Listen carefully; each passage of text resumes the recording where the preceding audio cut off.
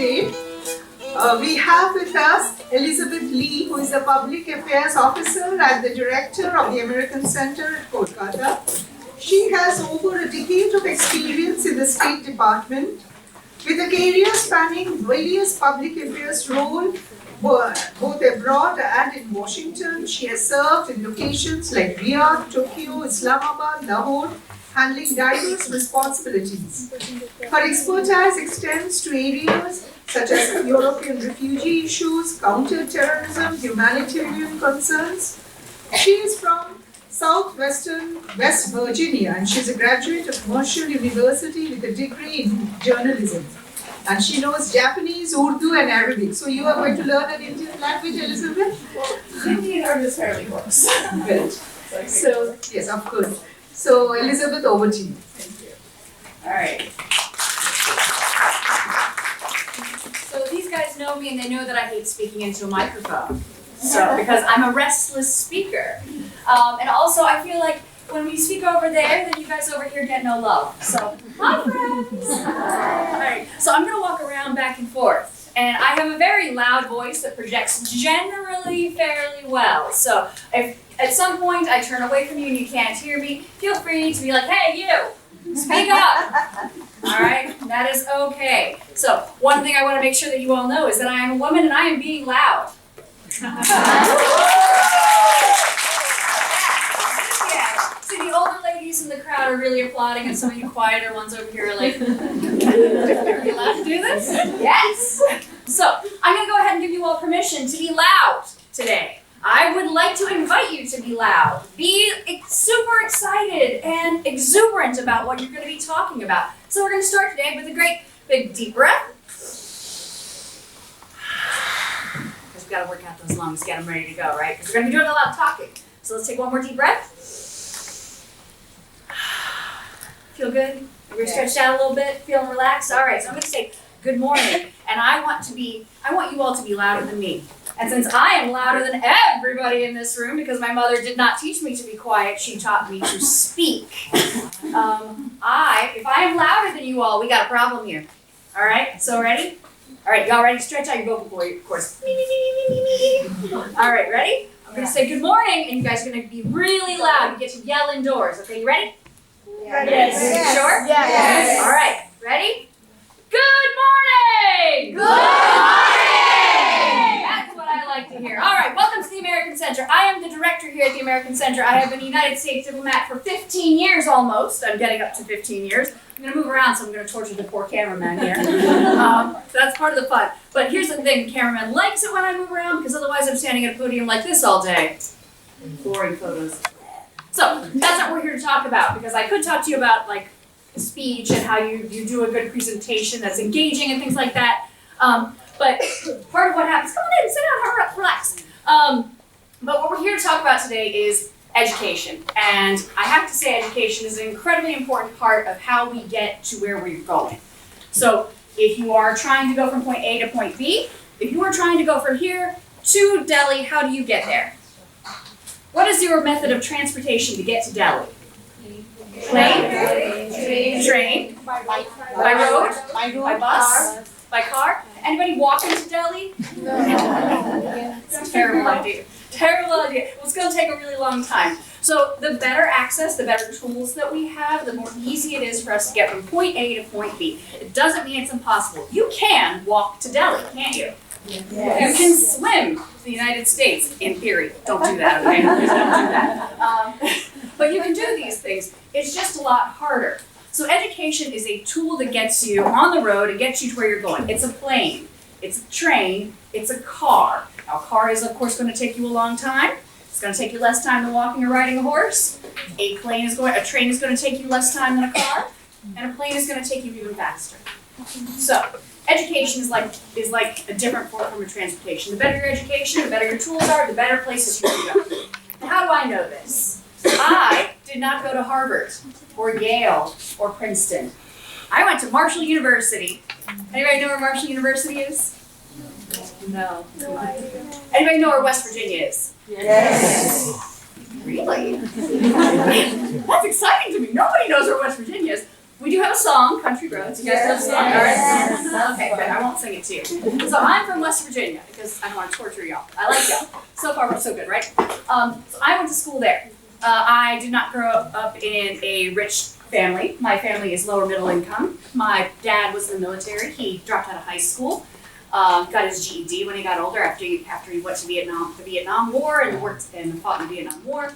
Came back, got his GED. Eventually, that was his education. He was a member of the military for the rest of his life. My mother graduated from high school. She grew up in a coal camp in West Virginia.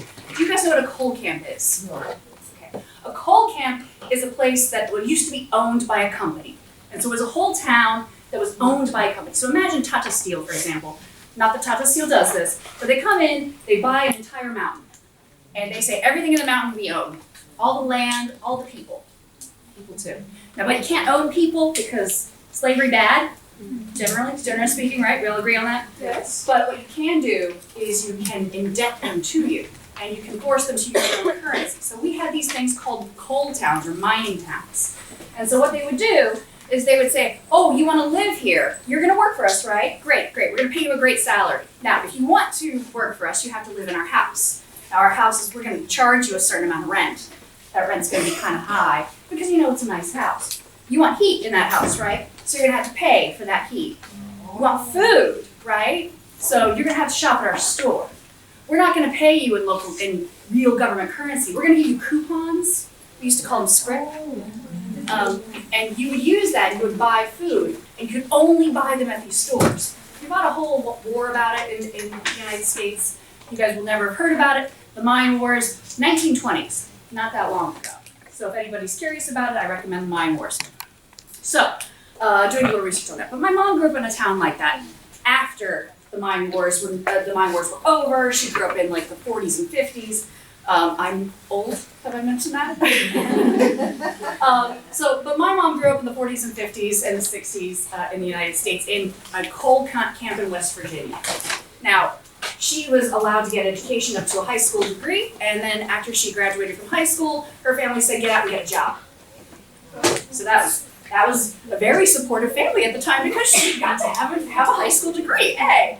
Not that supportive though, because they were like, you're homeless, so not fantastic. So my mom went out and she got a job, but she met my dad eventually, they got married, and they had other kids, and then they had me. Hi. But my parents grew up with really instilling how important education was, and it was especially important to my dad. Both my parents are still alive, so if you hear me say was, it's not because they are deceased, they are still alive. But I grew up with them telling me that education was incredibly important. My dad, so when I was about in the 3rd grade, my mom went back to school. My mom was in her 40s at the time. I'm also now in my 40s. Hi. So my mom went back as an adult learner. And for anybody who thinks that tests are hard now at your younger ages, imagine raising 3 children, working full time, and sitting in classes with really big textbooks to learn nursing when you're in your 40s. It's hard, y'all. It's hard. It doesn't get easier. But it was really important to her. And for my mom especially, it was really important that she have access to a degree that could not be taken away from her. And what that meant was that she wanted a skill that she couldn't be fired from. Because my mom has been through like firings and job layoffs, and I think everybody here kind of knows that feeling of job insecurity. But she used to tell me the importance of having a profession.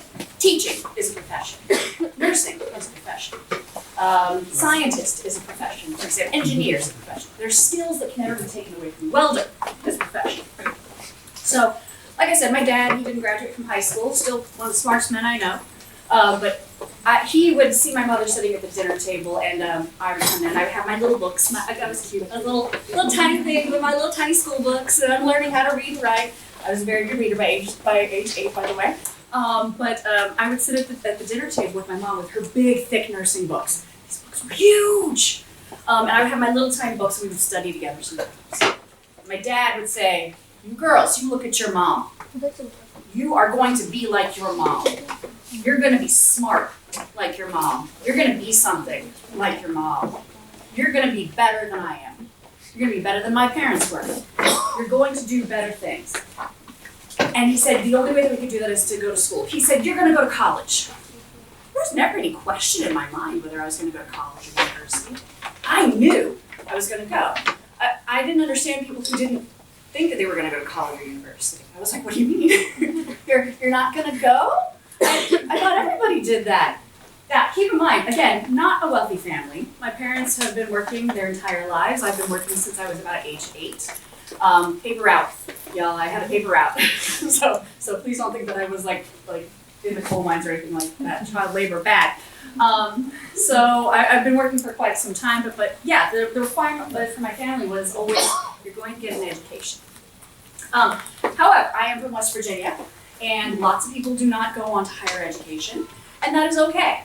What is not okay is to not have an idea of learning. So there's a difference between learning and education, and there's lots of ways that we get learning and education. Remember, we go back to this whole idea of walking to Delhi versus flying to Delhi. One is really hard. They're both going to get you to where you need to go. But the more education, the more tools you have, the faster and easier it is to get you there.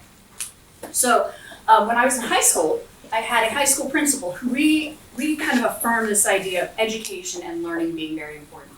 And we have a different system in the United States where if you're in high school, you don't necessarily have to go to college or university. We have a lot of different options for you to continue your education. So for example, vocational training.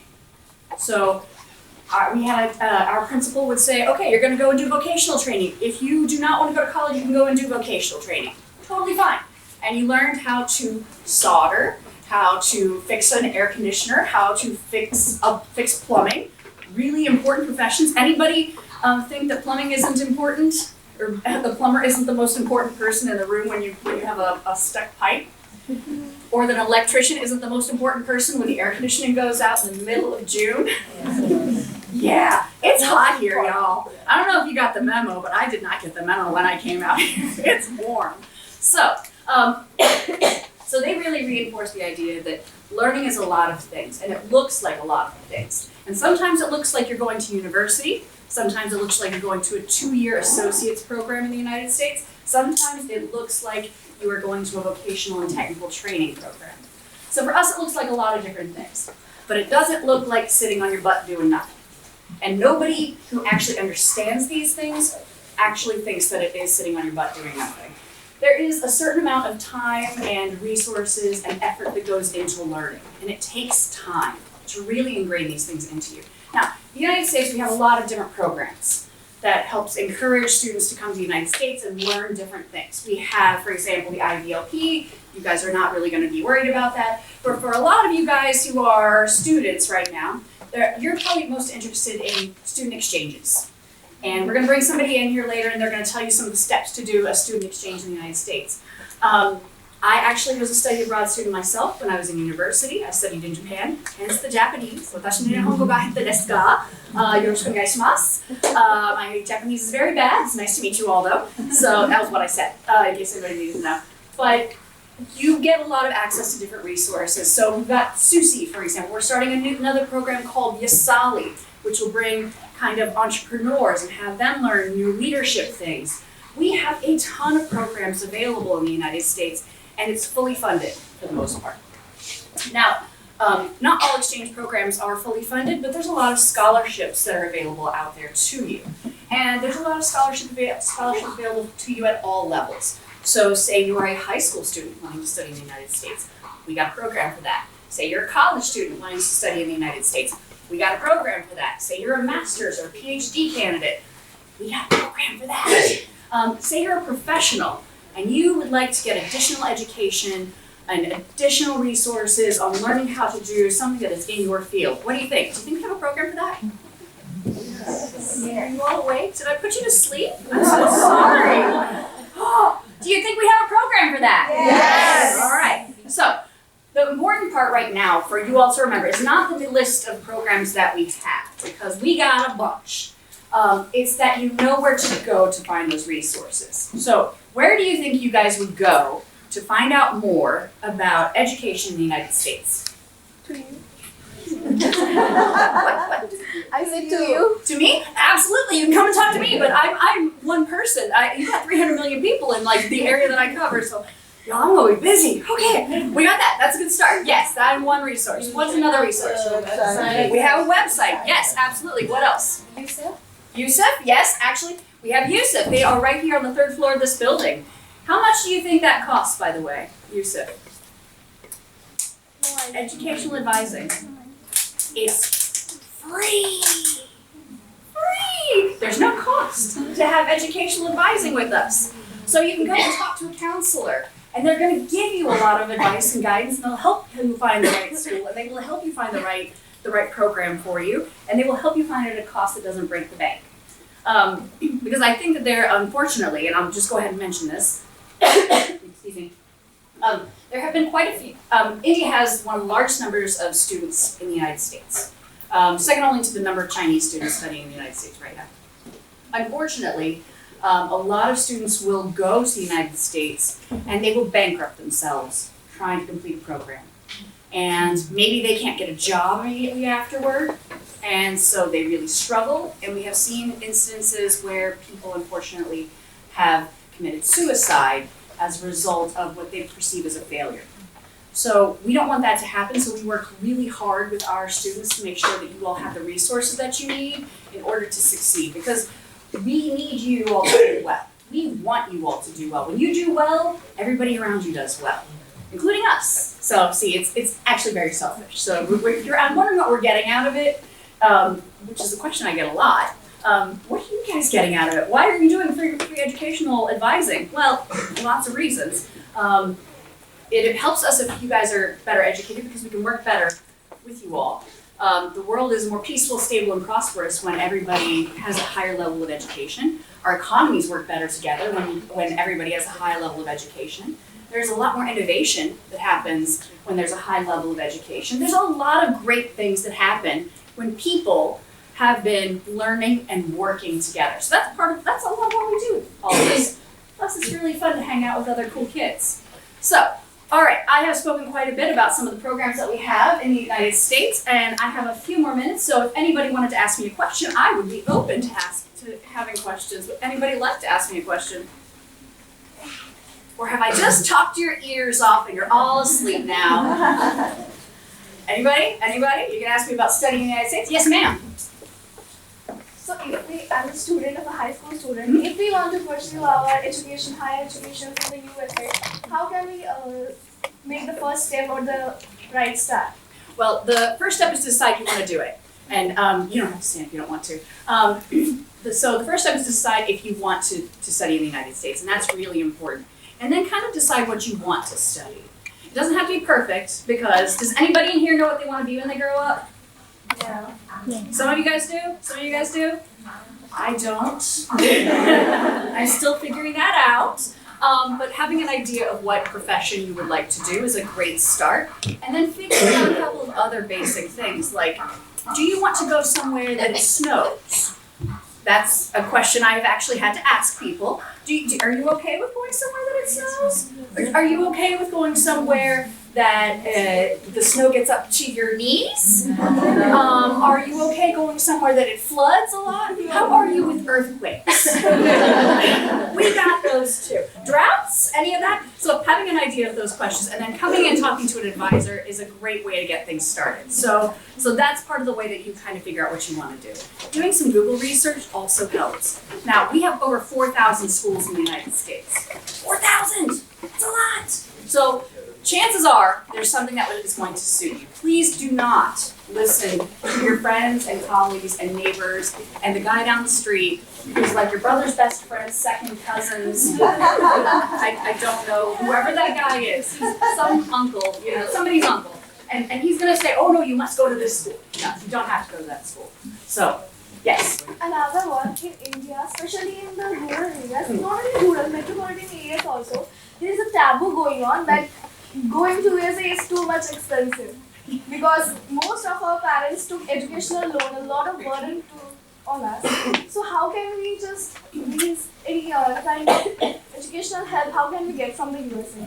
So there's a lot of scholarships, and scholarships aren't always offered by the central government in the United States, but they're often offered by a school. So the first step is to find the right school that you want to go to, and then getting assistance that way. Now, the one thing I will mention too is that a lot of people really focus on brand name schools. Now, I didn't go to a brand name school. I'm still a United States diplomat. So maybe I took a car or a train instead of flying, but I'm still here. So there's nothing wrong with it. I didn't go to Harvard or Yale or Stanford or any of those. So you've got to find a school that matches not just what you want educationally, because you're going to get great education in the United States, but also your financial ability to pay. You don't want people bankrupting themselves. And sometimes that means delaying your study in the United States. I know that this is going to make some people tense up, but relax, because a lot of people that I know in the United States actually study locally, study at home for their universities, and then when they do their master's degrees, they do them overseas. And it's a little bit more cost effective, maybe you saved a little bit more money that way, but that's one option. So, you got a question? Yes, there in the back. So, my question is, I have applied for colleges and I've been offered scholarships. Congratulations! But even after that, the scholarships are, even the maximum scholarship that they do provide isn't enough to aid my education. And I'm not very confident taking loans because of the debt and etc. Yeah. So what do you suggest are, if I were to pursue not masters, let's say currently, because the subject I'm doing, let's say, isn't very readily available in India. So if I were to do that, would you still suggest I take a loan? So everybody really does need to make this decision for themselves. But you can look at different loan options. I would be very careful what kind of loan if you decide to do a loan. And I would also go back to the school and say, I'm able to make up this amount of money. Can you help me find other resources to help top that up? Yeah, like they have work, right? Exactly. I worked through university. So I had a part-time job, and I think that on campus you can have up to 20 hours of work time. That's not a lot of work, that's not a lot of money, okay? But it can help defray the costs. It is feasible, right? It can be done, but you have to pick the right school at the right price point. So you have to be a little bit careful, and it is difficult. So be prepared to work and be prepared to struggle. But it shouldn't be 100% struggle, it should be difficult, it should be hard, but it should not be impossible. Hope that helps. Anybody else? Ma'am. You did say that going to USA and the kind of school that we choose, it varies from person to person. Now, do you think that going to an Ivy League school for, let's say, an undergraduate degree has its perks? Oh yeah, absolutely. There's a lot of networking that happens at Ivy League schools. They really do have a the highest caliber of education that is possible to get. But I will also say, though, that I had a teacher once tell me there's always room for cream at the top. They always make room. So if you are someone who can achieve, then it doesn't matter whether you go to an Ivy League college or not. It's just putting you on a plane rather than a train. I'm going back to that metaphor a couple of times. You'll still get what you need out of it. But yeah, there's a lot of great perks that come with being in an Ivy League, but there is also a lot of work and a lot of pressure. And I have seen people break under some of that pressure, especially the financial pressure. So, does that answer your question? Yes, I have another question. Shoot, not literally. I want to become a lawyer. Oh, fantastic. Yes, so what would you suggest? Should I apply for scholarships for undergraduate, or do I go there from high school? You could do any number of things, including short-term programs. There are actually short-term programs that only last a semester.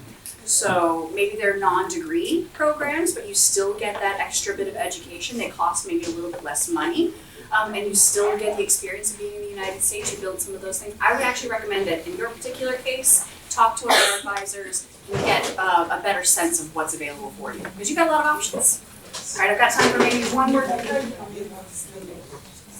Maybe one more question I've got here. All right, I got time for one more question in the back there. What do we got? Hello. Hi. I'm actually a high school student and Awesome. I have doubts regarding my career. So I wish to pursue medicine. I want to know whether going to the US will help me with my career. Is it cost feasible? Yes. Will I get good opportunities? Yes to all of the above. There are great opportunities in the United States. We have some of the best medical training programs in the world. Some of the best doctors in the world practice in the United States. And some of the best innovation for doctors, nursing, palliative care, cancer care, all happening in the United States. In fact, there are millions of people every year who go to the United States for medical tourism so they can get treatment for everything from cancer to heart issues, transplants, everything of that nature. You can do in the United States, and you can do it with the most innovative, top-of-the-line professors who are on the cutting edge of technology. So depending on what you want to do, there's a lot of great options. Thank you. Thank you. All right, I think I've got like 1 more minute, so if anybody wants one last question, yes, ma'am. About the exchange programs, specifically to the United States, are there any requirements which I need to fulfill? Because I am interested in participating. That's great. I'm excited. Okay, well, there are requirements, but each program has different requirements. So, are you in high school? Class 9. Class 9? Fantastic. Okay, great. So there are specific requirements for folks who are in class 9. It depends on what year you want to go. We have them on our website, but we also make regular announcements on our Facebook and Twitter. I think we do Twitter still. Instagram. We do regular announcements when the time comes for applications. But usually it's that you be a certain age range. There's often an essay that you need to write. There's often, oh goodness, basically like an essay and an application that you fill out. It's fairly straightforward. I will go ahead and caution everyone in this room that we do check for plagiarism. You would be shocked at how many people just like hand in other people's work. It's very disappointing because it can actually ruin your whole lives, because once we find out that you're plagiarizing, you sometimes the schools find out too, and then you get banned from studying there. So don't do that. Not that you would, but in general, just be cautious. And don't buy documents from document vendors. Don't do it. It's bad. Don't do it. Plus, you have all the information anyway. But yes, there's usually like a list of requirements. There's just usually an age range, an application, an essay. There may be different types of applications that are involved, but yeah, they're usually on our website. Usually listed. Thank you. All right. I know you guys have a busy day ahead of you, so I will leave you to it. I will come back later and check in and see how things are going. By the way, I wanted to check. What are 3 things that you guys want to get out of today? Anybody, shout it out. What do you guys want to get out of today? You nothing? I mean, I think they have written very nicely, about career preparedness and the various careers they want to know more about. So we'll tackle a lot in the next 2 hours. What do you want to get out of today? Get a proper knowledge about what are the career opportunities abroad. Fantastic. That is a great option. Fantastic. Anybody else got one? Yes. I'm not sure if this qualifies as what we want to get out of today, but being a sort of early career professional myself, I'm an assistant professor. Awesome. So I'm interested in finding out what the opportunities are regarding a PhD program, Okay. especially for someone like me. I'm married, I've just had a kid, 6 months. So Congratulations. thank you so much. So for someone like me, How are for you other still awake? We might have coffee around. Thank you. I'm so sorry. I'm so glad someone finally gets it, Great sympathy for you. I have no children of my own, but I have been around them, and oh my goodness. Absolutely, this is a tricky time. So for people like me, the opportunity is to sort of navigate the career and kind of a PhD program which I can navigate with a child. There's ways So of doing it, including Exactly. online degrees. So we'll make sure that Megha talks to you. thank you so much. What about anybody else? One thing that you guys want to get out of today? Nobody else? Okay, in the back there. Elizabeth, they will have opportunities, so let's move on. All right, last one, then we'll go, and then I'll leave. I'm just so excited because I love having you. Hello ma'am, I'm Shamnita Mukherjee. So currently I'm pursuing my undergrads in economics.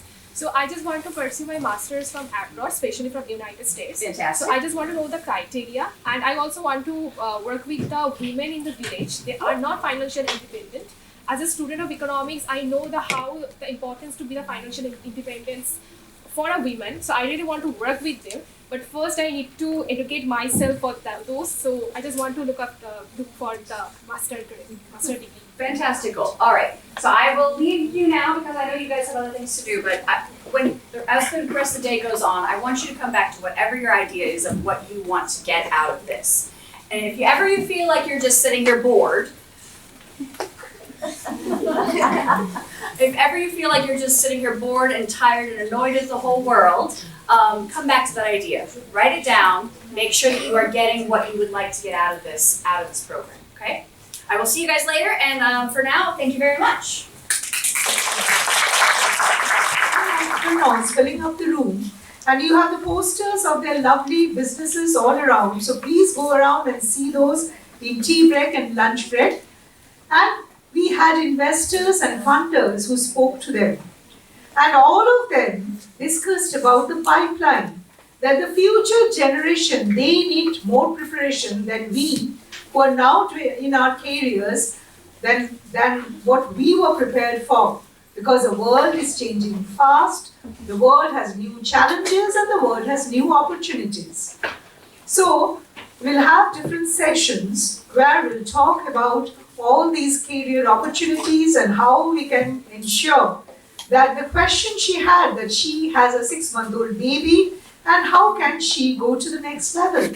So how women, with the burden of the caregiving role, what we have found that most of the women are dropping out of career mid-career, and then it becomes very difficult to come back. So that is the whole background with which we are doing these workshops. So we have with us now Professor Lisa Glidden. She has been teaching political science at the State University of New York, College at Oswego for more than 2 decades. She's the director of Global and International Studies Program and also the inaugural director of the Great Lakes Institute. She has taught courses on area studies in Africa, Latin America, Middle East. Oh, my whole resume is there so you can read. And she has worked across the world on diverse issues which relate to building a more sustainable world. So I'll request Lisa to take over. Thank you so much, and thank you once again for inviting me today. So what I would like to talk about today is about really thinking through what it is that we want to sustain, right? Creating a pipeline that actually meets people's needs and that is sustainable. I'm also happy to actually answer questions as well about studying abroad in the United States and doing a PhD with children. And I guess I can just start briefly by saying, as you saw from my resume, I also did not go to an Ivy League school.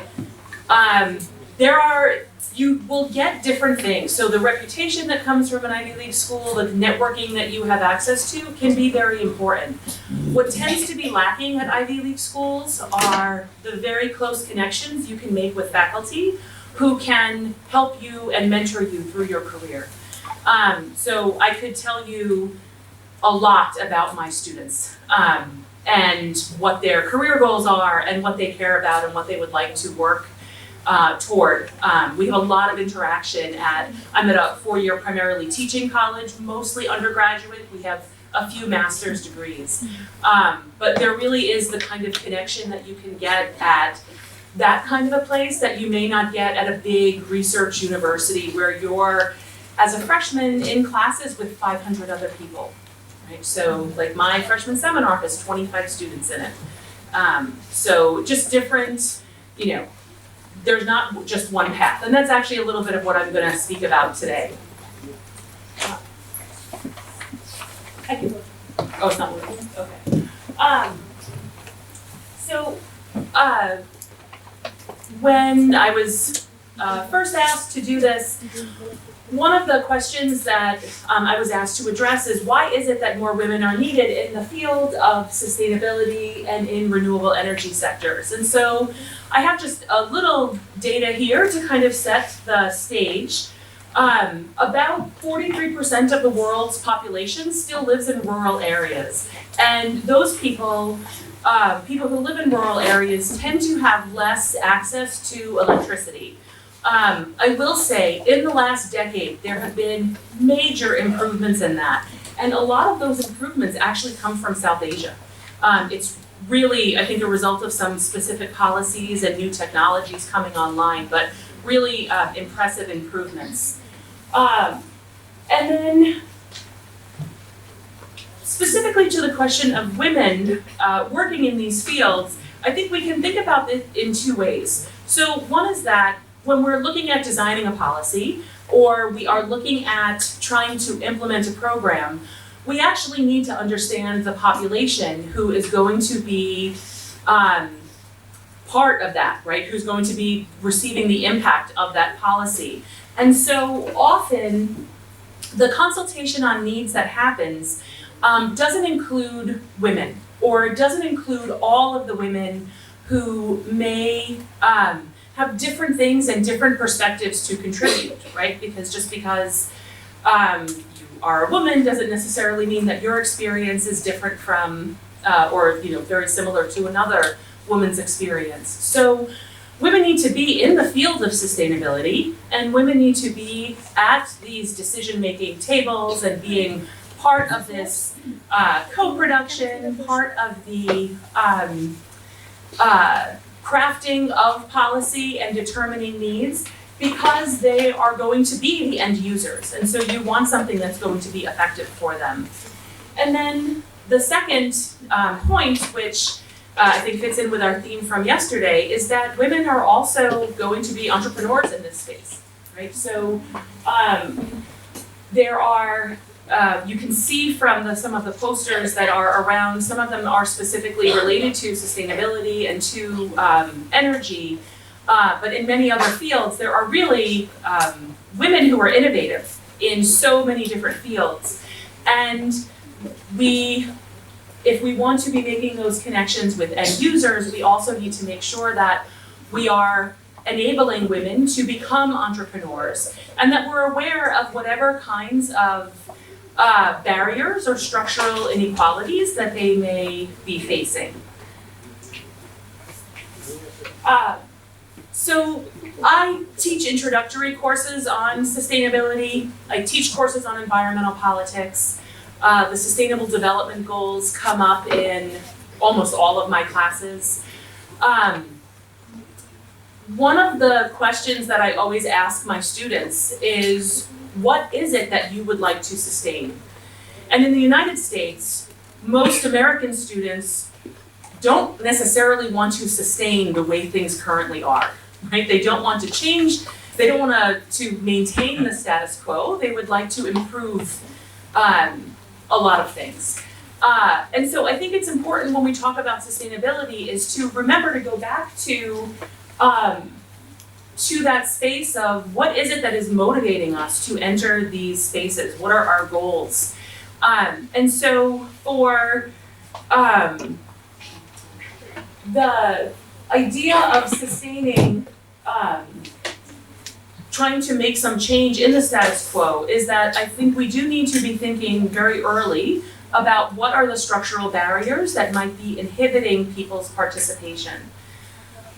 One of the terms that came up yesterday when the Consul General was speaking with us, she talked about access and diversity, equity, and inclusion. And if you ask people in corporate America, if you ask people in universities, people will say that when you have a diverse team, this is true in labs as is true in boardrooms, when you have a diverse team, and that's in a lot of different aspects of diversity, you actually get stronger results because you have different perspectives, a broader discussion, and different outcomes that are happening.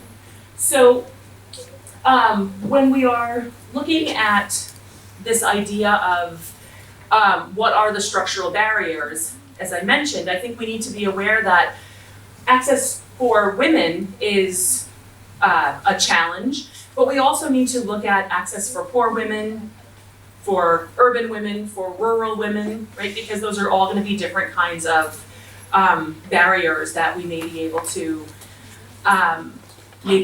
address. And I guess the last thing that I would say in terms of the structural barriers for women as entrepreneurs is because this is an area that is going to grow, right? This is a growth area in really from now for like the next 20 years.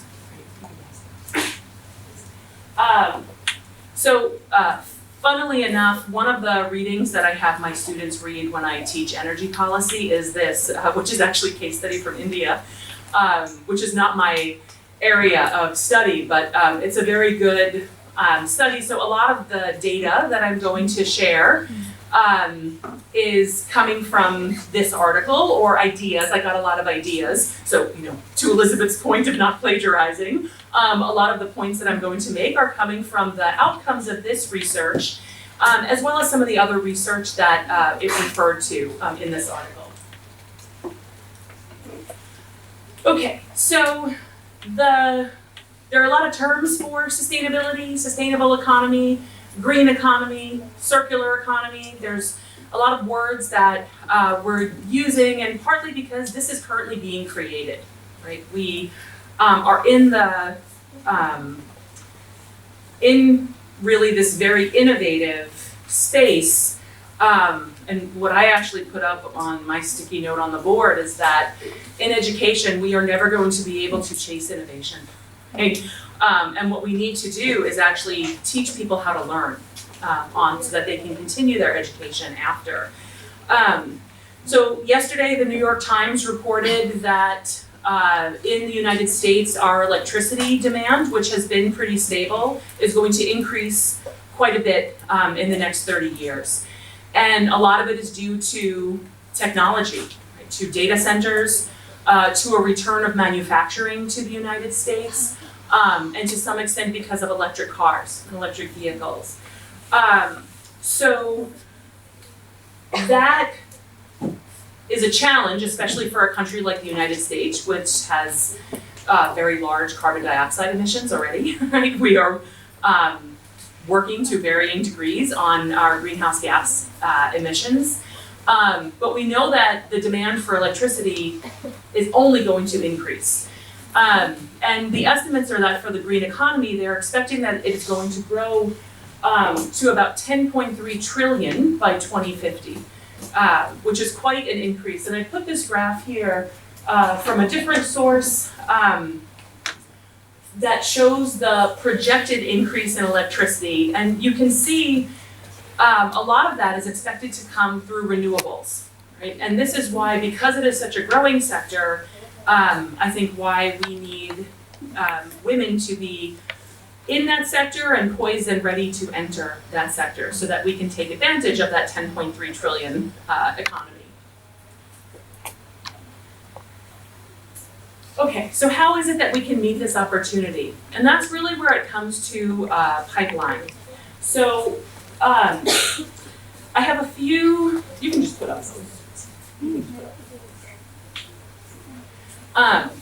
So a few different ways I think that we can address the pipeline. So one is looking at a need for systemic thinking. And I think for those of us who were here yesterday, a lot of what we learned from the entrepreneurs and the programs that they are, and their ideas, are really thinking very systemically. What are the needs? What can I offer? How can I fill? How can I make this sustainable? And we also, though, for sustainability, need to have an understanding that human beings are also part of the ecosystem. So in the United States, most people tend to talk about the environment or the environment as if it's, the definitive article, kind of separate from human beings. And that's not accurate, right? So we are part of the ecosystem. It sustains us. We could be doing more, I think, to sustain the ecosystem. But we're part of it, right? So I think we need to figure this out if we're going to meet the kinds of needs that are addressed. So a few years ago, the Rio Plus 20, which is a steering committee from the Earth Summit in 1992. So in 2012, the Rio Plus 20 steering committee actually addressed what the ways that that women can enter the fields of technology. And based on research, we know that often when new technology is introduced, it tends to increase women's labor, especially increase women's kind of reproductive and care labor, instead of creating more leisure time. And I think we can even think back 100 years ago, I don't know if anybody has ever washed clothes by hand. It is incredibly time intensive. It takes a lot of labor. We now have washing machines, but other things go to fill that space, right? So thinking about the ways that technology, being aware from the outset of the ways that technology will impact women's lives, and addressing the question of why is it that new technologies tend to give more leisure time to men but not to women, is a question I think that researchers need to address. The second thing that I wanted to talk about in terms of pipeline is that there are many entry points. So as someone who, I work with students all the time, and students often have an idea, they have a set career path, where they want to go, and they think that that is the only way for them to get there. And hopefully, as we learn how to learn, we can recognize that there are actually lots of entry points into this green economy. Maybe not everybody is going to be the entrepreneur who is helping to support a solar microgrid. Maybe there will be people who make their living by repairing solar lanterns or by repairing solar stoves, right? So there are many ways that we can get into this. There was a student interested in going to medical school, right? So being a doctor is a goal, but there are also nurse practitioners, physician's assistants, physical therapists, occupational therapists, speech pathologists, right? There are a lot of different entry points. And I think we, number one, it's good to be aware of those, but also to be flexible and recognize that it's not too late for someone to completely change their life, right? And actually, I think Elizabeth's mother's story is a great example of that. And then on barriers. So the article that I showed you talked a lot about the different barriers to entry for women in the market, and especially as entrepreneurs. The article focuses on risk aversion and why women might be less comfortable with risk. I would add to the article that often it's because we're talking about life or death, right? These are not easy, like, oh, I have to be more comfortable with risk. If you don't have a safety net, that is a very dangerous proposition. And that's actually where I think, without hopefully getting into some kind of like essential biological definition of women, I think women do really good at collaborating with each other and working together. And I think that's actually where we can try to help create safety nets, maybe where ones don't exist. So the last part of the reduction to barriers and related to the different entry points is that there are spaces for not just women, right? There are spaces for everyone at all different points of this process. So from design and innovation, one of the presentations we heard yesterday was someone who is trying to create a more accessible clothing line. People may not be aware until you break your arm or until you hurt your back and can't bend over to get dressed. People may not be aware that there is a need for, right, in a very large market for women to, or not just only women, but for innovation in the field of clothing design. And the woman, the entrepreneur who presented her case actually started by saying this is yet another fashion line. But she actually is really creating an important aspect of the market.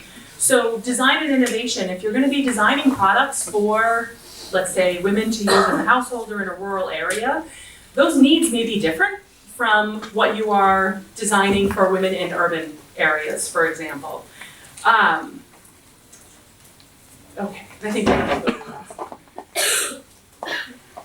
Okay, so as I mentioned, I teach environmental politics, and the biggest challenge that I have had teaching environmental politics is how the students and I can get to the end of the semester and not be thoroughly depressed.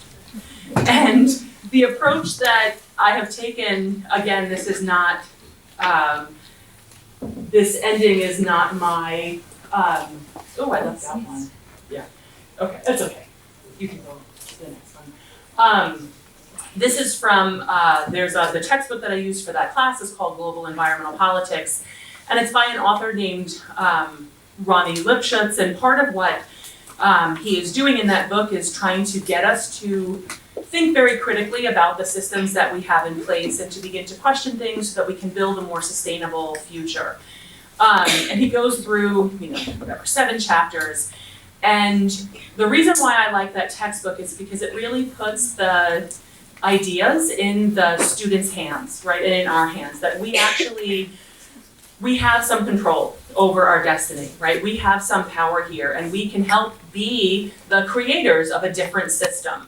And he ends his book on this very hopeful note of basically, shall we begin? But as we are working together today, I put it to all of us, how shall we begin, right? How shall we move forward and create a more sustainable world that is better and more equitable for everybody in that world?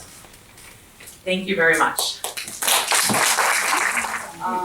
The impacts are more likely to be reaped by men vis-a-vis women.